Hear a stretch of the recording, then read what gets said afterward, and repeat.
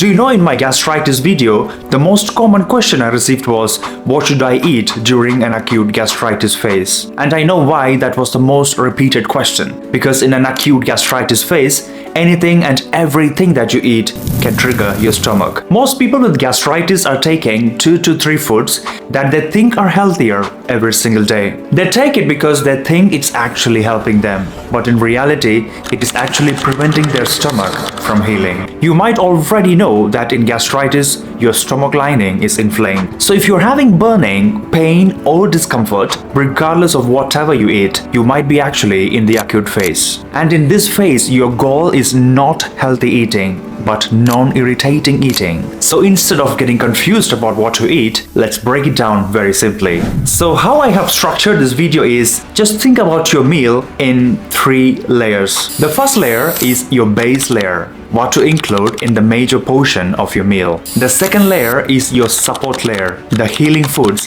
that you should take. And the third layer is your add-on layer, what proteins you can take during this time. So by the end of this video, I'm sure you will gain an understanding about what to include into your diet if you're suffering from acute gastritis. Make sure you watch the video till the end to get the best out of it. So let's start with your base layer, the soothing foods. This is the most important part because this is what your stomach can actually handle right now. So your meals should start with something that is soft and easy to digest. Something like plain rice or a light porridge in the morning. Even oats can work well for many people. And I know if you have watched my video on gastritis, you will be wondering about oats right now. Because in that video, I explained about a pilot study that was conducted on free nickel foods being effective for gastritis caused by Helicobacter pylori. And I recommended avoiding oats as it could be rich in nickel. But here, what you should understand is, not all gastritis are caused by Helicobacter pylori. It could also be from other reasons such as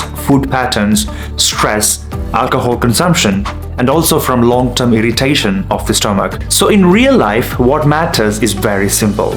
Does your stomach tolerate it or not? If you feel okay with it, include it. And as day goes on, you can keep things simple. Maybe some boiled potatoes, soft cooked vegetables, or even a ripe banana when you need something light. And the banana, I would recommend to get it steamed. It's better to avoid anything raw during the acute phase. Once your base is set, you can add your second layer, which is your support layer, with the healing foods. These are not your main meals, but they help your stomach to calm down and heal a little faster. For example, somewhere mid-morning, something like coconut water can feel very soothing. And during the day, when your digestion feels heavy, a little papaya can actually help your stomach process food better. If your body tolerates it, even a small amount of yogurt can support your gut. But if it causes discomfort, just skip it. And at night, something as simple as chamomile tea can help your system relax. In the same second layer, which is our support layer, I also want to mention about herbs that are good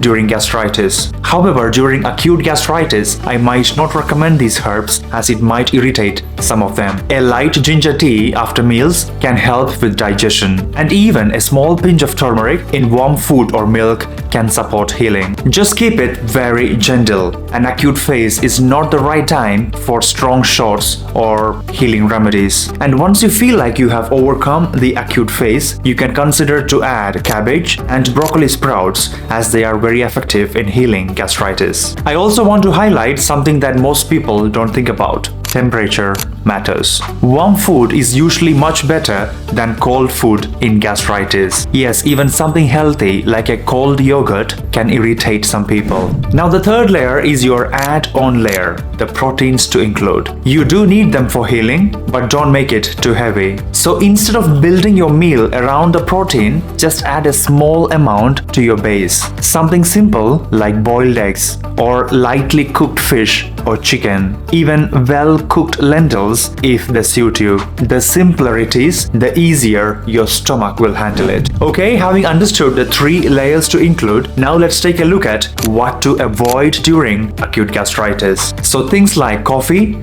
especially as the first thing in the morning, spicy and oily food, alcohol, and fizzy drinks are to be avoided. And even citrus fruits, though they are healthy, they can be too harsh during this phase. And of course, avoid processed foods as well. Your stomach doesn't need that right now. And even if your food is perfect, your habits matter a lot. So eat smaller portions a little more frequently.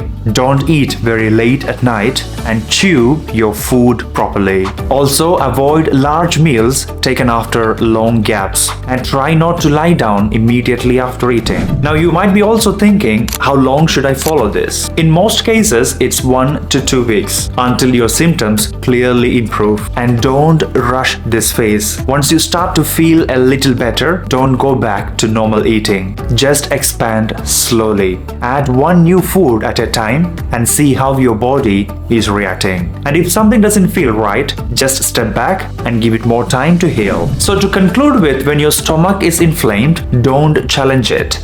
Calm it first and then slowly return back to normal. So if you or one of your dear ones is trying to recover from gastritis, I'm sure this video might have given you a lot of value. If you found value from the video, give it a like and make sure you subscribe to the channel so that you don't miss out on any of my future uploads. And once again, thank you for watching. This is Dr. Tomson, and hopefully I'll see you in the next one.